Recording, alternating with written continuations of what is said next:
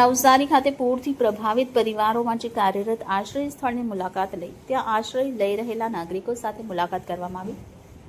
આ મુલાકાત દરમિયાન તેમની સ્થિતિ, જરૂરિયાતો અને હાલની પરિસ્થિતિ અંગે માહિતી મેળવી તેમને ઝડપથી અને અસરકારક રીતે તમામ જરૂરી સહાય ઉપલબ્ધ કરાવવા માટે સંબંધિત તંત્રને જરૂરી સૂચનાઓ પૂરી પાડવામાં આવી।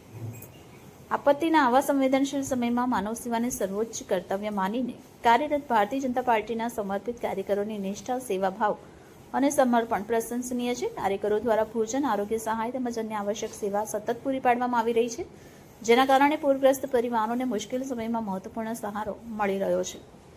ભારતીય જનતા પાર્ટીના કાર્યકરો માનનીય પ્રધાનમંત્રી શ્રી નરેન્દ્રભાઈ મોદી સાહેબના સેવા એ જ સંગઠનના સંકલ્પને સાકાર કરતા નિસ્વાર્થ જનસેવાનું ઉત્તમ ઉદાહરણ પૂરું પાડી રહ્યા છે।